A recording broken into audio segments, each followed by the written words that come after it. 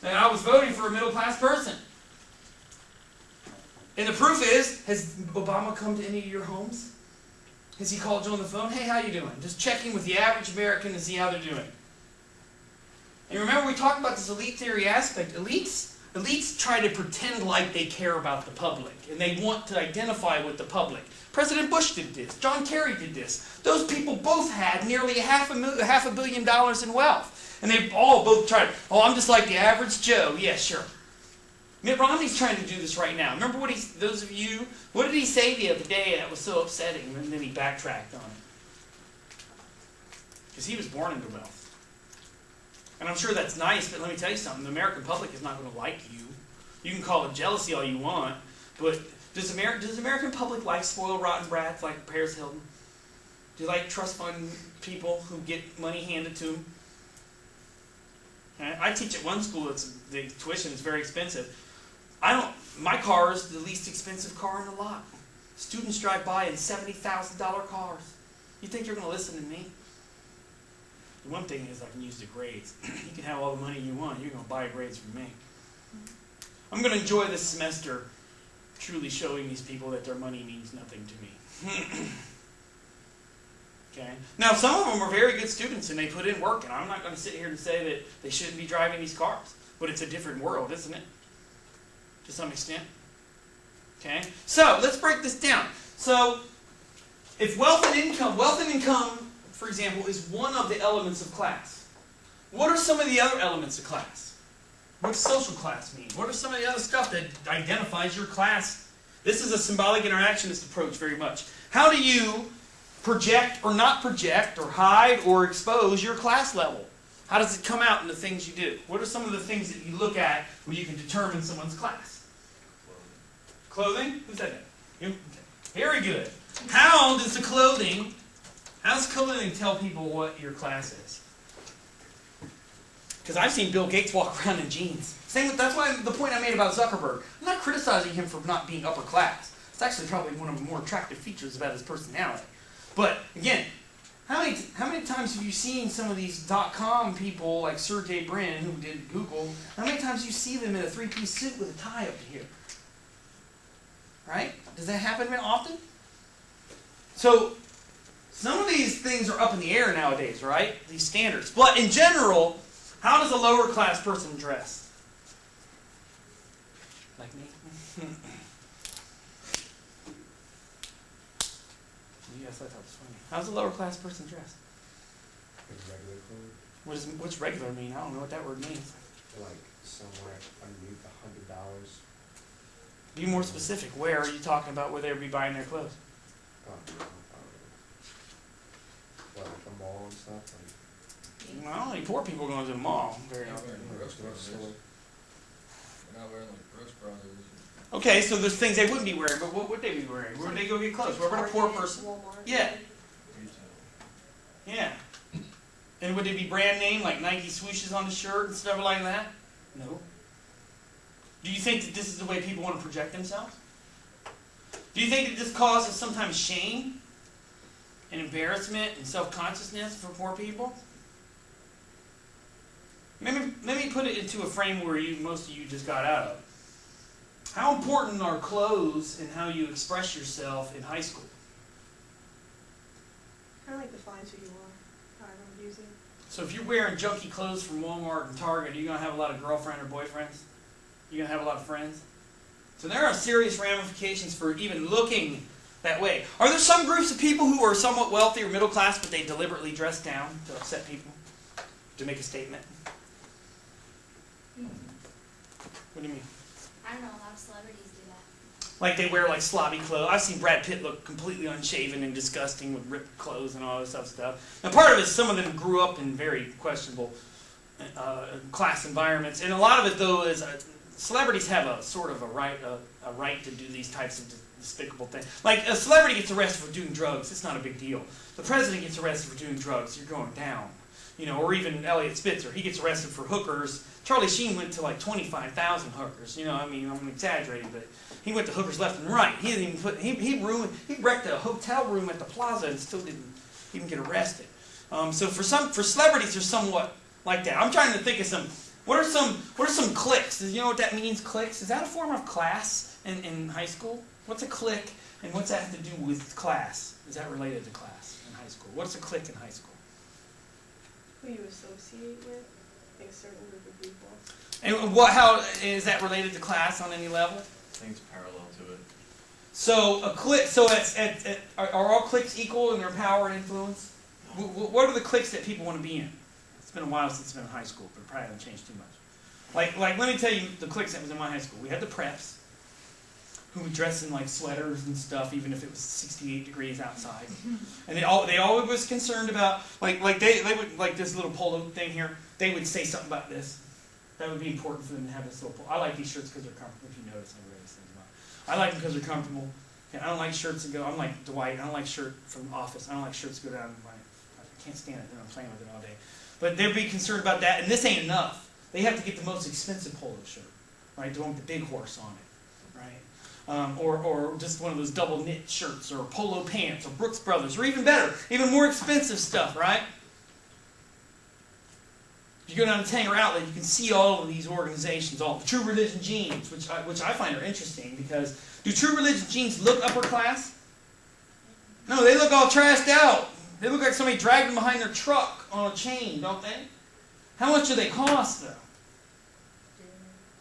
Yeah, I mean, you can't get. I looked on their web, and there's a. By the way, those of you who don't know, in Riverhead, there's a True Religion outlet store. So if you want to get some jeans, and you don't have all the money to spend, that's the way to do it. And they even give you coupons. And like when I went down there the other day because I had my dad gave me a gift card, so I wanted to go spend the money, and I was actually going to a concert in West Hampton, which was odd because there was like 200 people there.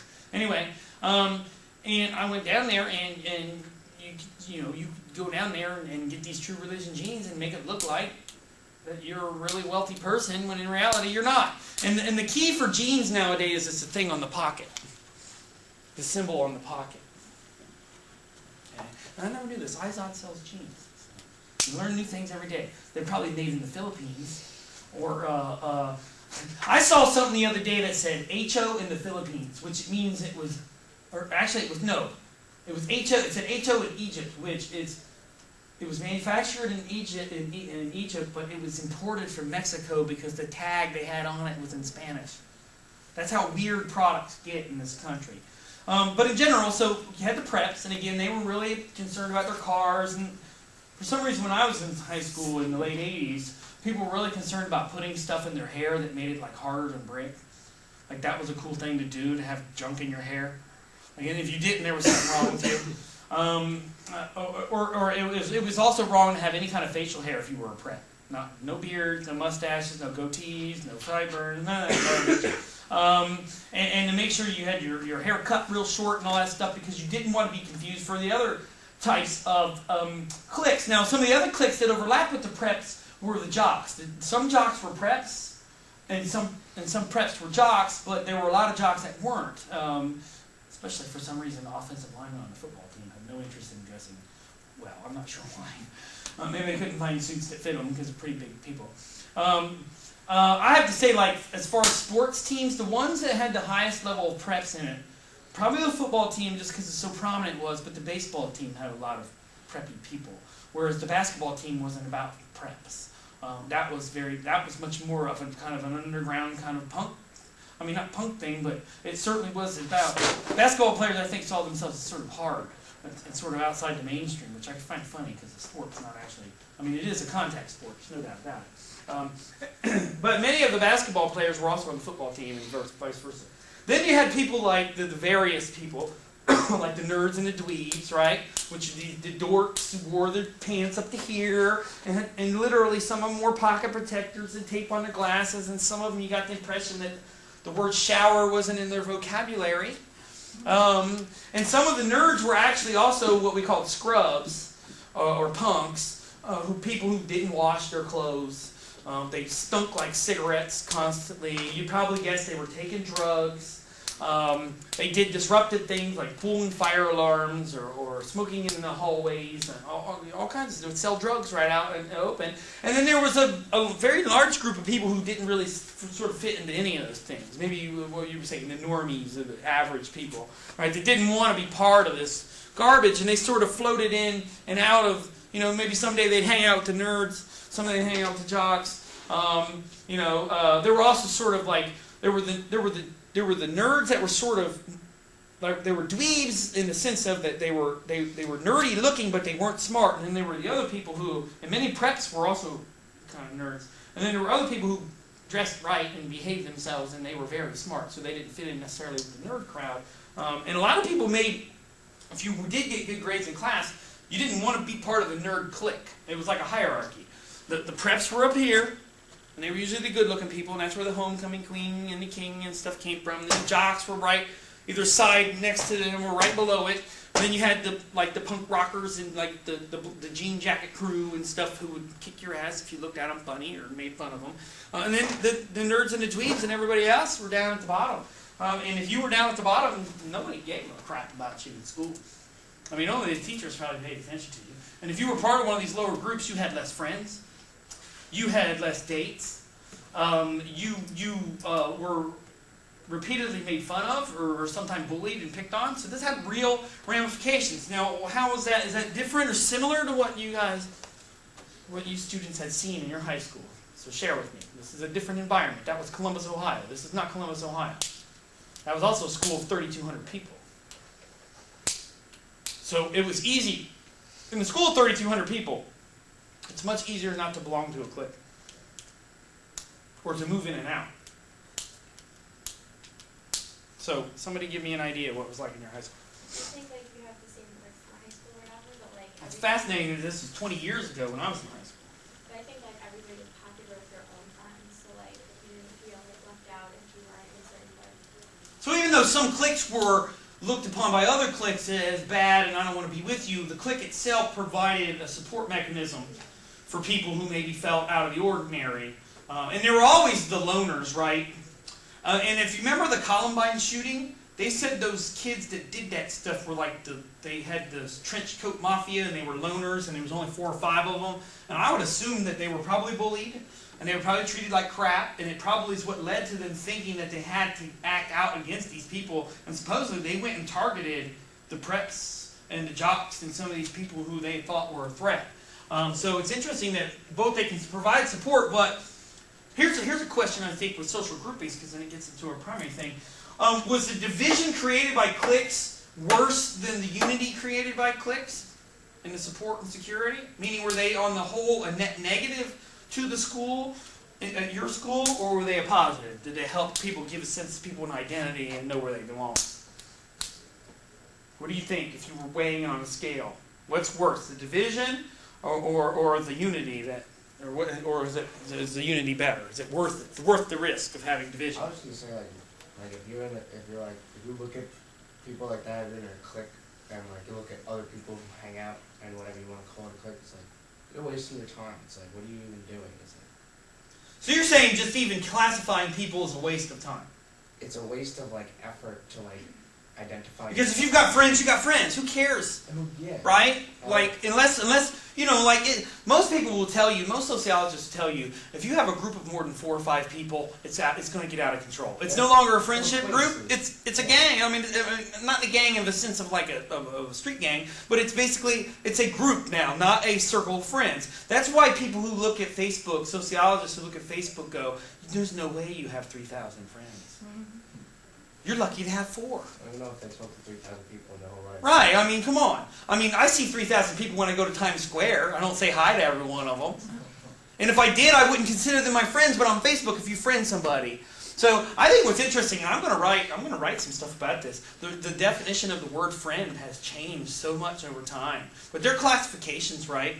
Friendships. And clique is one way you sort of develop a sense of not only who your friends are, but who you are. And they also start to impact your behavior. Once you're in a clique, you start to act more like them every day. That's why I was never in a clique. And never all, but what about, who were your friends from? My neighbor, and... So in general, did you think you had a smaller social network because of that? I had a tight group of kids that I knew. Do you still have relations with these friends? So they're like very close, you want these friends for the rest of your life? Call them my clique, if you want. Okay. Yeah. Or just your primary social group. That's what sociologists call it, yes. In my school, it was like people had cliques, but everyone kind of really just all got along. So like You could have someone that was like, I guess, a jock, and then you could have someone that's like in marching band, and they could be best friends. So there was a lot of intermingling between cliques. Okay, so the cliques actually weren't very that harmful, and at the very minimum, what it did was at least gave some semblance of a semi-permeable boundary where, hey, if you were a jock, you could hang out with the nerds, and maybe they could help you with your homework or something. And it wasn't about, hey, nerds, help me with your homework before I pound your head in, right? Or intimidation, or we're better than you, or how dare you sit at my table. Anybody go to a high school where there was certain tables for certain cliques? Isn't that bizarro, right? And if you sat at the cool table, man, and you weren't cool, man, you were in trouble, weren't you? That even goes on in elementary school. In my school, was it more like you knew the people and this and that, and the cliques were more like background, like culture. Okay. So they were based on things like race and ethnicity and language. Yeah, a lot of it. Okay, where was it? What school? Valley Stream North High School. Okay, so and what was the predominant racial background? Was it white? Or was it like 30%, 30%, 30%, stuff like that? It was like that. Okay, so what did it break down? White people hung out with white people? And then black and Spanish and Chinese, and it was like that. Well, so was it all broken up evenly? Was it 25% of each group? Or were there some groups that were smaller? Like, for example, were the Asian group smaller, they had to join with another group? Yeah, it was like that. Did the Latinos and the blacks join with each other, or did not? Sometimes. It was like you rarely see that. Sort of against another clique? Yeah. It was really strange. It was like always everybody be separate. Nobody. So if the white clique did something that Latino and black people thought was bad, they might team up together to complain about this. Now, did that break down when they went into the lunchroom and everything like that?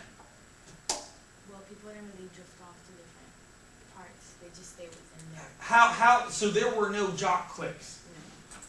So racial division divided the people who were on the football team, even though they were on the same field with each other and on the same Like, team. they had no problem playing on the same team. But after the when game, when it was over, done. that's fascinating. Anybody else have that similar experience? Where did you go to school at? I went to school in Queens. What was the racial makeup of the school, percentage-wise? Well, we were split up in different communities. It was weird, but So they bust people in from far, or is this a big school district? no, it was only about like 1,000 people in the whole school. So that's small. not that. Yeah, but everybody knew each other. But it was basically in the lunchroom. It was just like split up into different races. Did that cause conflict? Were there fights? You can be honest about it. Well, it was also split up. Or just like words said to people. Was there a lot of racial epithets said to people? Like, No racial fights like that, but everybody had their own place, and if you move into another person's like place, it would be a problem. Like, why are you sitting here? did they have problems with new students who accidentally did this kind of Yeah, stuff? Did that start? always a transfer student, always a new student got picked on, all the time. Was there one race that dominated, one racial group that dominated? No, there was like 40%, 50%. I guess the black people, they were loud though. Like, for example, who won homecoming queen in King? I don't know. My school didn't They didn't really have a problem. Yeah, not a big we didn't problem. really do a big thing like that. Who was like the head of the football team? Like the We quarterback? didn't have a football team. No. We had a What about the basketball basketball team. It was split up into like your grade. Like the seniors dominated. Did you have a class president? Nobody cared. But you had one. I think Nobody so. voted. Nobody voted. That was the same. Like we had a guy who won it every year because the only people who voted for him because they cared because we were his friends. But he was a good guy anyway. Believe it or not, I believe he actually because I'm coming up. Believe it. This is painful for me to say out loud. This spring is my 20th high school reunion. And unfortunately, this kid who won the class presidency died. Like 3 or 4 years after graduation. It was odd. It was under some weird circumstances, like it was an accident with a machine or something like that. So, but I remember people at the from my high school class who I still have contact with, and I plan on going to this reunion. This ought to be something interesting. I'll tell you that right now because you got to think that the people who are going there. First of all, a lot of them are going to lie about who they are and what they've accomplished, like from the class perspective and just from an American dream perspective. And two, there's going to be a lot of people that are going to be there, like, just to try and see what other, like, either good and bad, what happened to other people, you know. And I would assume also it would be like wedding crashers, where people are going to try to pick up people, like they've just been divorced. Because when you're in your late 30s, that's when you start to get divorced. So that would be a fascinating reality. And it'd be interesting to see who did what. Because in high school, everybody says they're going to do something, like I want to do this as an occupation, or I want to accomplish this, and to see whether or not they have done it or not. They're probably shocked at the fact that it's 20 years later, I'm still in school. So anyway, but I'm teaching school this time. All right, so I think that's a very good discussion, and this is the type of discussion I want to get the class going into. But you see that society imposes these kind of group settings on people, whether you choose them or not. Were in your school, were there people of certain races who thought it was stupid, and what's your background? Well, I'm Hispanic. So did you ever have people in the Hispanic group who said, "What is this about? I like this white guy or white girl or black or person"? Didn't like. It's like the whole. You think that people learn that from the family? Not even. It's from. Where do you think it it's comes? from being out. It's from being in the school. It's like what you see on the media and all that stuff. It's like, for example, all I heard throughout high school for the Spanish section would be like the black kids or the white kids calling them like Mexicans. Oh, are you gonna move my lawn? Even like jokes like that. And it'd be like some of them be like, I don't care. That's a form of discrimination. Like I'll be friends with black kids. I don't care. I'll be friends with white kids. What's the problem?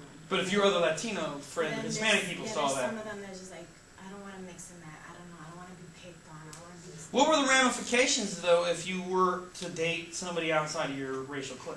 It'd be weird, but. Would you be rejected by your other friends? Would they let you bring this person to like a group thing? No. Would there be issues if you brought this person to your neighborhood and introduced them to your family, though? No. So this is more of a peer-based reality. Yeah. And if you look at cliques, some of the things that divides young cliques are things like music.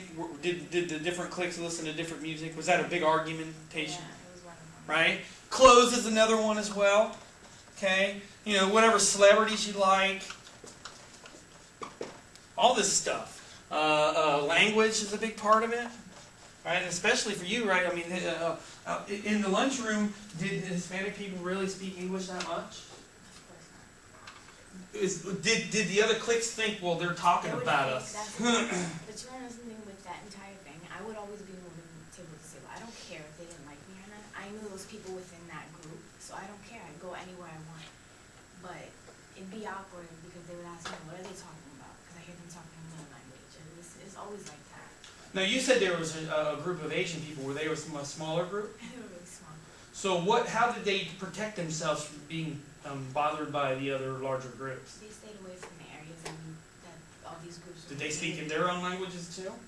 Yeah, they did a lot. I mean, I would assume mostly Korean and Chinese and Japanese, Like I tried to Philippine. speak to them and I asked them like, where do you go? I hardly see this group in the lunchroom and stuff. They say that they go to the gym or they go to like the ESL rooms and stuff like that. Right, even goals and priorities, right?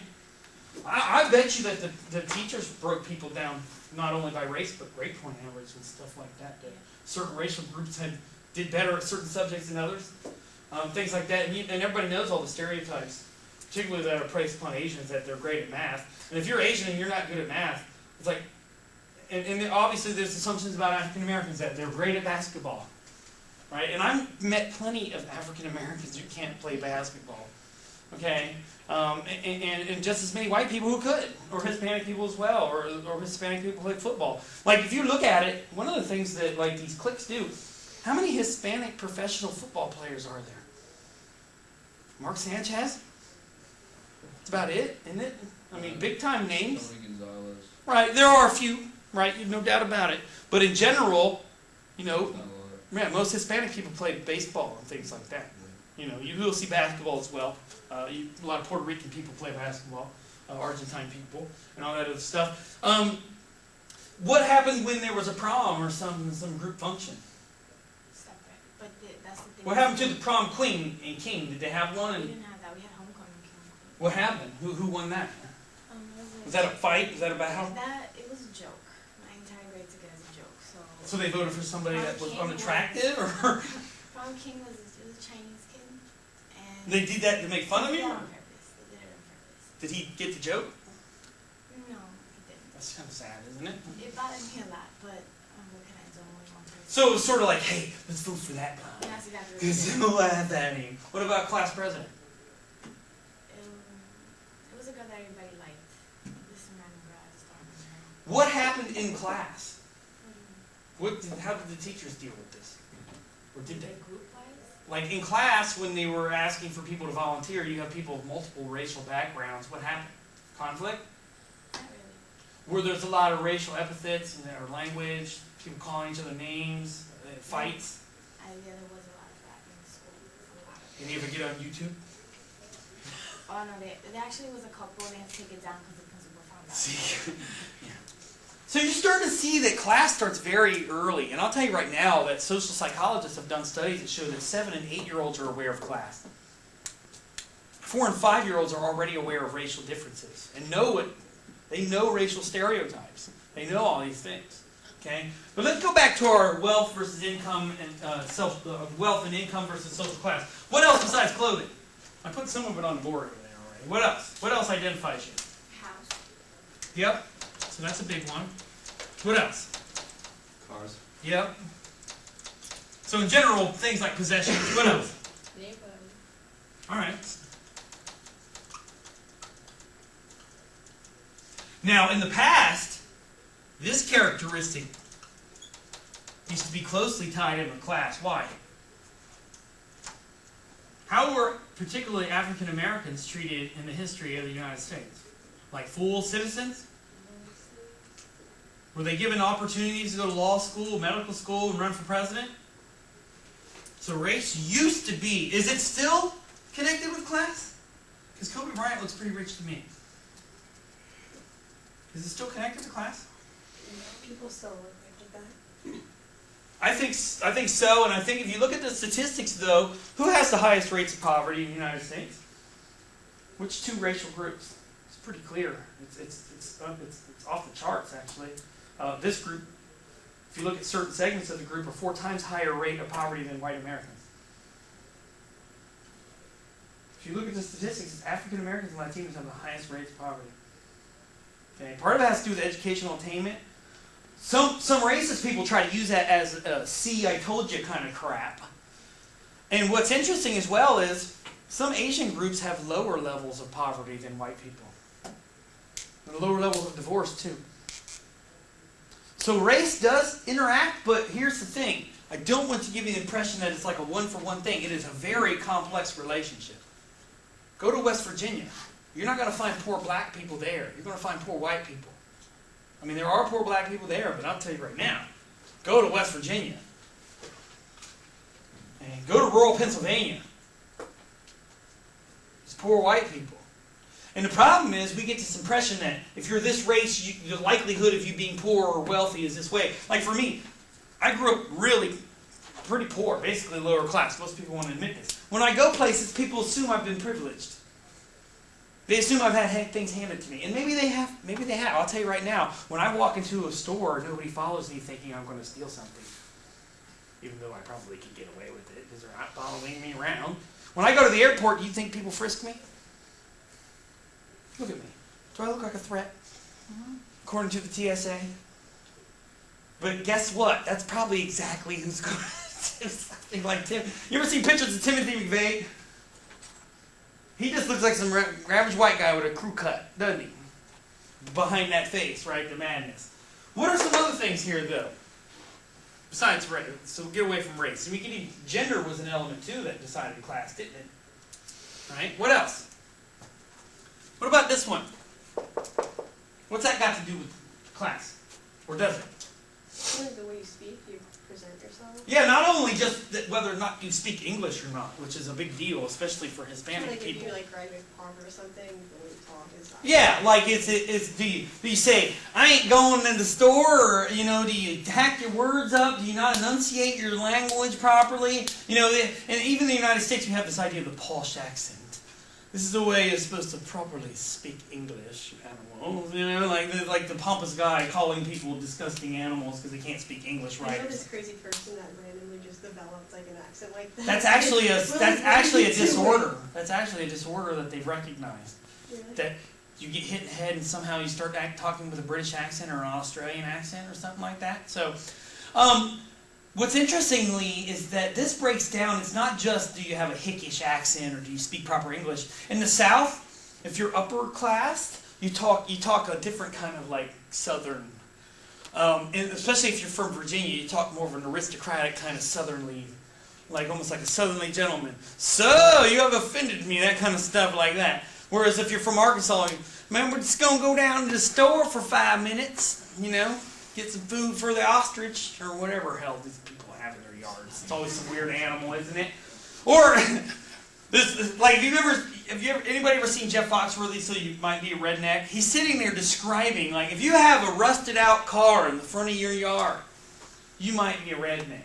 If you have a gun rack on top of your gun rack, you might be a redneck, right? If possum is your idea of dinner, you might be a redneck. So he's defining, and what's funny here is Jeff Foxworthy still sort of a redneck? Is he a multimillionaire though? To him it doesn't, one bit, right? And they have that blue collar comedy tour, right? And they talk about all these things. So language is a big part. What about this? What's that got to do with class? Surely the stuff you shove in your mouth can't have anything to do with class. So what's food got to do with class? Are there classy foods? Are there upper class foods? Are there lower class? Like, what's a lower class food? Someone give me some, because some of you are college students, you have to eat these things. Ramen noodle. What about Spam? Oh, that's true. Tuna in a can? Is that lower class or no? Pop-Tarts. Pop-Tarts? Really? Or maybe the food club Pop-Tarts, right? The Walmart brand Pop-Tarts. But here's the thing. Does that mean that wealthy people can't eat Spam? Can. How about hot dogs? Is that a lower class food? Or is that just a general American food? Because at a Yankees game, first of all, they're $90 for hot dogs. Okay, it's probably more than that. I'm just taking a guess at it. If beer's 11 and it's flat beer, my God, what a hot dog could be. What? They don't give it to you in a bottle. Yeah, I know. Well, they don't want, because people throw stuff, especially in the bleachers. When I was there, they threw stuff at Johnny Damon. He was on their team. So, I love Yankees fans, though. That's the way I see it. I go to plays with people, and the play sucks, and they don't want to boo. I'm like, what did you sit there for 2 hours for, man? You're lucky I don't throw things at the actors, you know? Don't make me spend my money and time. I wish I could throw things at the movie producers when they make bad movies, you know? My God. Anyway, what are some middle class foods? Here's a good idea. So we got lower class, what are some middle class food? Are there middle class food? Is meatloaf a middle class food? I think it's a mixture. Some of this stuff is also ethnic, like there's Italian food, but there's different types. Like there's high class Italian food and things like that, right? It's more like people consider lasagna to be that's an upper class Italian dish, or spaghetti is just whatever. That's just what you cook on Friday, Friday on dinner or something. Like if you have guests over, you cook big ziti or whatever the hell it is. Like where are you getting food? Like where are you? Like what do you mean? Food? So if you shop at Walmart, it's a problem? No, like some people will get their meat from like Meat Pathmark, and some people will go to like Ivoroni, like it's like Italian. How about organic food? Is that upper class or middle class? Oh. Here's an element of, remember when I told you that it's very difficult to be upper class unless you have money? Here's an element where ideas have upper class status. Environmentalism, organic food. Many of the people you see at Wild by Nature, do they look rich to you? Some of them are, but a lot of them are these hippie people who ride their bikes. And don't be fooled by people riding their bikes and think they have no money. Part of the reason why they have money is because they ride their bike. Okay? But isn't it the sense of that environmentalism is sort of a, maybe not an upper class ideal, but an elite ideology to some extent, or certain elements of it, and organic. How many people here eat organic food? I'm not going to try to single you out. Do people get on your case and say, I don't eat meat either. So a lot of people. so is vegetarianism, is that viewed sort of as a class element? I don't know. Some vegetarians are much more adamant about pushing their ideas.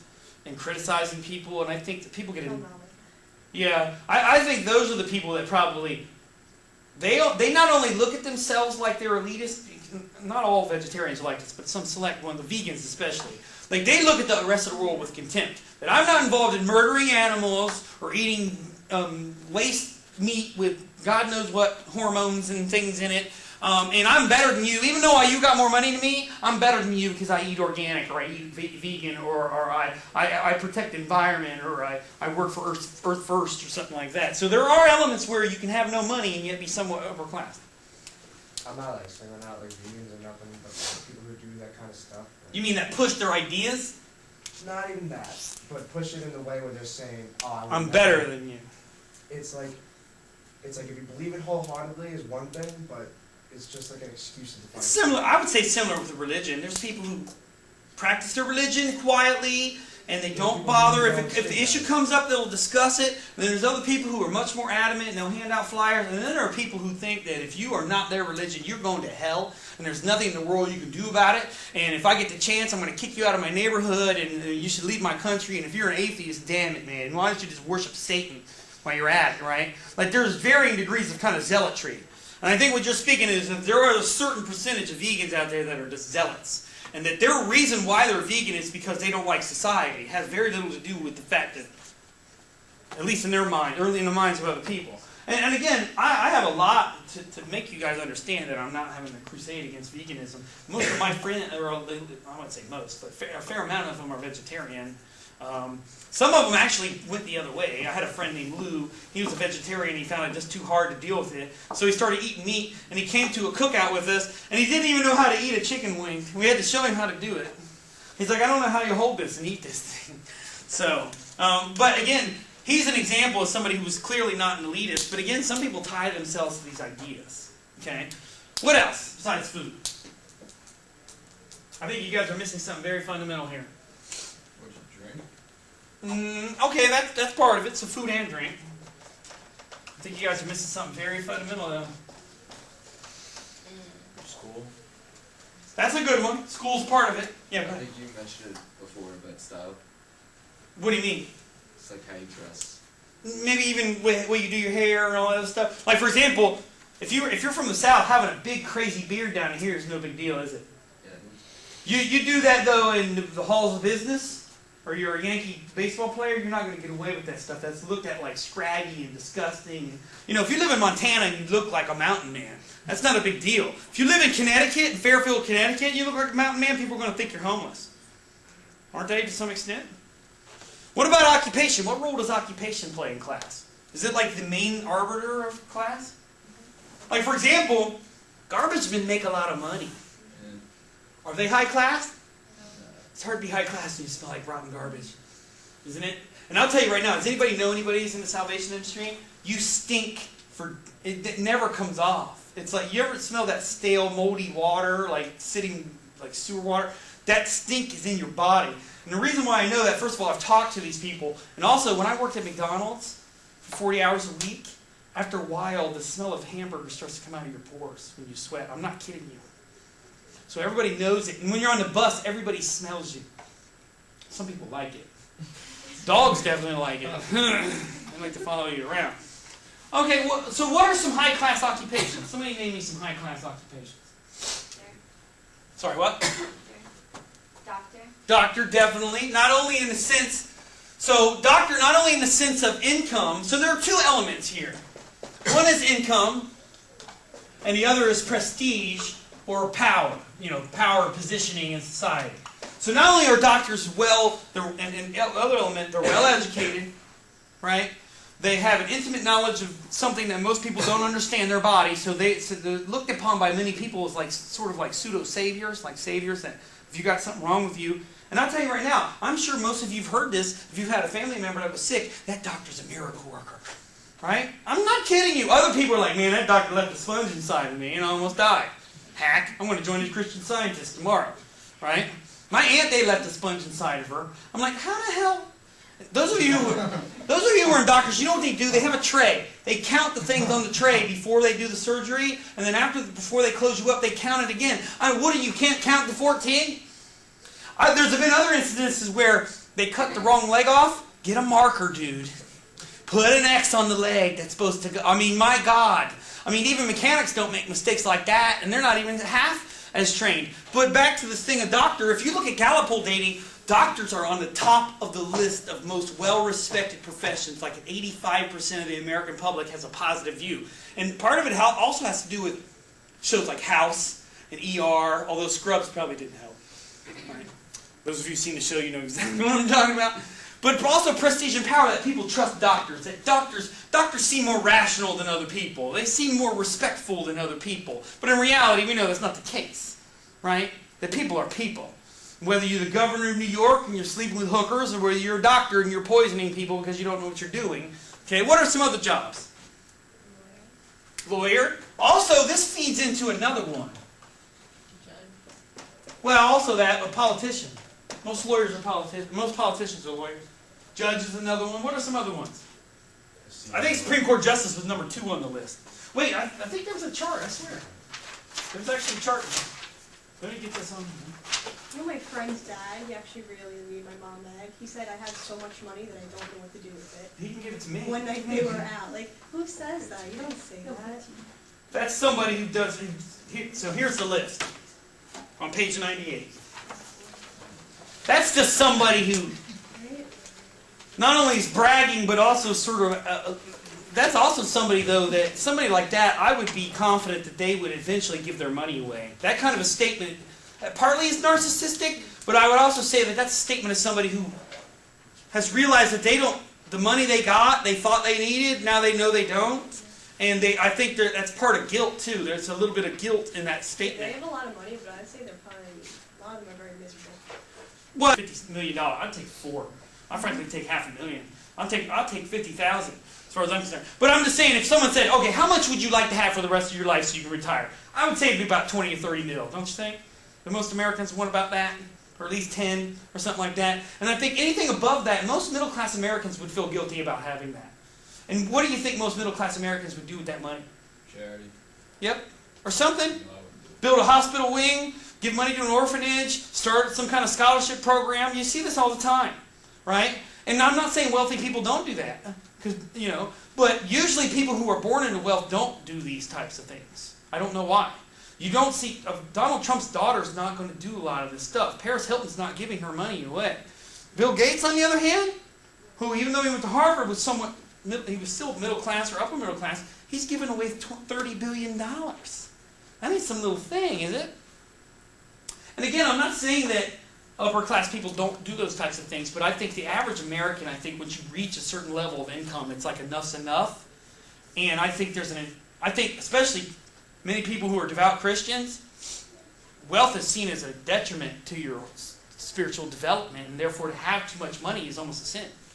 So some people they'll give it to the church, which that's their prerogative, but I would say, I think there's probably better works. Anyway. Did you ever see the YouTube video? It's like, why I love Jesus but hate religion? No, but that sounds like something that makes perfect sense. You should watch it one time. It's actually like really interesting. Well, I would tell you right now, do you really think if Jesus, and those of you who read the Bible, if Jesus came back, do you think he's hanging out with the Pope? Do you think he's hanging out with Donald Trump? I don't think so. He'd be down at the homeless shelter, healing people and all kinds of stuff. Jesus, and that's what Martin Luther said. And in a Catholic institution, I don't like to talk too much about Martin Luther, but Martin Luther went to Rome, and he's like, this isn't religion. I don't know what this is. You guys are selling forgiveness for sins. I can't be a part of this anymore. And they tried to kill him repeatedly. They tried to arrest him and everything. And it was only the graces of the German aristocracy that allowed him to live. So on page 98, you can see here. Let's read down here. Physicians, number 1. Supreme Court judge, number 2. College president, number 3. Astronaut, number 4. Anybody want to be an astronaut? Lawyer, number 5. College professor, number 6. That's hilarious because I'll tell you right now, unless you write books or unless you're the head of your department, you're not going to make a lot of money as a college professor. I know they like to give that impression. Partly because I think it's the way college professors dress, and I think that they talk to talk. And I think a lot of people assume that if you have a lot of education, you get paid a lot. But you know what they call a PhD? Pilot, higher, and deeper. They mean crap. Okay. Architect 73 is 7. Biologist number 8. Number 9, dentist. Which, if you watch Seinfeld, he told the joke of what's the difference between a dentist and a sadist. Newer magazines. Anyway, civil engineer, clergy, psychologist, pharmacist. Why is pharmacist up there? Pharmacists don't make that much money. I got news for you. I got the drugs. They can make you feel good. So now it's the Dr. Feelgood effect here. High school teacher. Now, this is occupational prestige. Are high school teachers upper class in any part of this country? Maybe as private schools. In Japan, on the other hand, in a lot of Asia, teachers are like up here.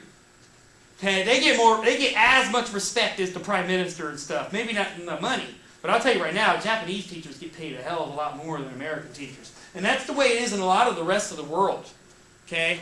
Teachers are well respected. In the United States, how are high school teachers treated and looked upon by the general society, even with this statement? They looked upon with respect? No, they look upon like you're glorified babysitters who have virtually no education. You teach your kids mythologies that don't exist, like George Washington chopping down the cherry tree and all this other stuff. And college professors look at high school teachers like, man, you guys are like backwards or something. Now again, we know that that's not necessarily the case. But going on here, registered nurse. Look at this. Look at professional athlete. Look how far down the list it is. But they, as far as pay, who's on the top of the list? The minimum salary in the NFL is $500,000 a year. That's the minimum. What's the minimum in baseball? Do you know? I don't know. Do they even have a minimum? I don't think so. That's even better. It's like Because third round in the draft. but I would say the most, your average rookie coming out of like a farm team is going to make $700,000 a year. Because there's the reason why is 162 games. That's why I say they probably make. Baseball, the reason why baseball, those of you who hate the 172 game season the way I do, what can you settle in 162 games that you can't settle in 142? You know, I don't understand it. What's the reason behind 162 games? Yeah. And why there's 80 games in the NBA or 82 or whatever. I mean, my God. In hockey, there's something like 80-some games. Those people beat the hell out of each other. I don't know how they get. Football, they play once a week. Hockey's at least as bad as football. Like 3 months. Yeah, I mean, my God. And yeah, the playoffs go on for another 8 weeks or something ridiculous like that. Why do you think professional athlete was down on the prestige list, though? Even though it's the highest on the income level. What's wrong with professional athletes? What do they not do? Follow laws. Education. So there's an element. They're not well educated, potentially. You saying they're deviants. Basically. What about their overall productivity? What do they provide to society that's of material value? I mean, they provide happiness and entertainment. You can't tell me that those of you who are Giants fans didn't love what happened the other day. Right? Now the parade's going on, you're missing it. Okay? Right? But there's a perception that athletes are kind of like they feed off society instead of giving to society. They don't cure disease. They don't stop child abuse. Now, a lot of them give to charity and stuff like that. No doubt about it. LeBron has been, you know, and other people like him have been pretty generous. But I'll tell you right now, LeBron ain't giving all his money away. You know. I still hope he'd come to the Knicks, but whatever. Electrical engineer. There's a couple engineers on the list. Author. Do authors get paid a lot of money? Not really. Some of them do. If you're Danielle Steele, you get money hand over fist for writing the same book over and over again. Sorry for those who like her. I'd say the same thing about Tom Clancy. His books are almost exactly the same, aren't they? You know? Banker, police officer. Look at this. Sociologist. Actor or actress. Income scale, again, is not the same as prestige, is it? Chiropractor? Why is it so interesting that chiropractor's on the list? How were they viewed about 20 years ago? And how are they still viewed by the AMA? How does the AMA view chiropractors? How does the American Medical Association? Those of you in nursing, you should know this right off. How do they view chiropractors? Don't tell my golf game, but how do they view chiropractors? That they're real scientists, they're real doctors, or they're a bunch of quacks cracking people's backs? How are chiropractors viewed? Physical therapists. Not chiropractors are viewed. Go ahead. Yeah, like it's not a real science. Here's the funny thing: before Dr. So-and-so, the famous neurosurgeon, goes to play golf, guess who he goes to see first? It's the same with acupuncture. Do you think Chinese people would be doing something for 10,000 years if it was completely worthless? Is that the impression you get from Chinese people, that they're that dumb? Acupuncture, and there's science to show this, that it works. You ain't going to hear that from a doctor, are you? Not in the United States, are you? Like herbal medicine, alternative medicine, that is completely discredited in this country. They actually started so like chiropractors. Like I go to a chiropractor a lot. Is it real? Do you think it's real? Does it help? Well, the actual thing that they're doing now, they're starting to do studies on specific things. Like I do a treatment called ART, where they actually tear your muscles and ligaments and stuff. And a regular doctor would go, what? Well, no, right now they're actually working together on it to make sure that it's like beneficial for the patient. So certain doctors now are actually referring chiropractors, like for obviously those kind of treatments, not like let's crack your back and you'll feel better. Right. And I would assume that chiropractic training has changed. And it might change why it's a prestige now. Same with osteopaths. Anybody know what an osteopath is? They're not looked upon that way too. Huh?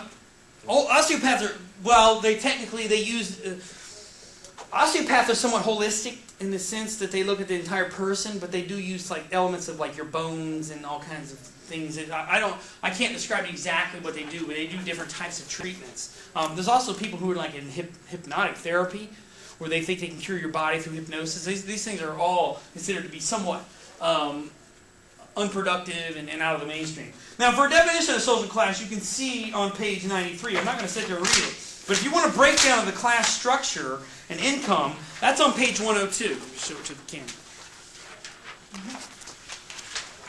And it has here listed, and I want you to pay attention to this because I may ask you to break this down on the test. And I will give you more information on Thursday about what we're going to do for the test. I'll hand it out next Thursday. Okay. Here's the thing. See the capitalist class. They usually go to prestigious university, investors, heir, top executives, income over $1 million, percentage of population. This is the 1% to occupy Wall Street. Somebody name a member of the capitalist class. Who's part of that class? Who's your mayor? Who's the mayor of New York? How much money does he have? About $9 billion.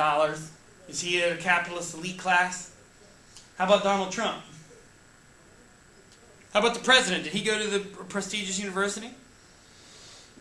Right? So we'll see some examples. How about Tom Cruise? Is he an elitist? Did he go to a prestigious university? No, he actually dropped out of school when he was in 9th grade. Believe it or not, that might explain a lot of his behavior. Is he part of a mainstream religion? No. Is he a normal person, or has he done weird things in the past? But he makes a lot of money. Is he part of that class? Maybe. He's certainly upper class. Upper middle class is college or university, professionals and upper management. These are people who make over $125,000 a year. Lower middle, or you might want to call middle on some levels. High school or college, often apprenticeship, about $60,000 a year. Now, part of this you have to take this with a grain of salt because this is done on average salaries. And in New York, $60,000 don't mean nothing. I mean, you're basically below the poverty line. That's what you're making. You're living in some old lady's basement. You're not living in a real apartment. Okay, if you want to save some money. Working class, which some people will call the lower middle class instead. Factory workers, clerical workers, about 35,000. I don't know where the hell factory workers they're talking about. Factory workers I know make a lot of money. Working poor, these are like laborers, service people, low-paid salespeople, and that's below the poverty line, $17,000. And then the underclass, these are people like homeless people, criminals, ex-cons, things like that. Having said that, though, aren't some criminals somewhat wealthy? You think Victoria Gotti got all her money the regular way? But you could say she's from a criminal household, right? Are there examples of people who are criminals who get out of jail and are wealthy? Drug dealers are that way, aren't they? Let me put it this way. Are drug dealers part of the underclass? Undesirable class? But they're wealthy, aren't they, some of them? That's a problem, isn't it? Or mafia people, right? They're criminals. So part of this is social status, part of this is wealth, part of this is how you behave in style. So let's see how it breaks down in this video. So this is people like us, social class in America. I'm not sure if it's the whole thing, but I will show you most of these things here. I will show you. These are scenes. I'll send you the link as well. I'm going to turn the camera off, but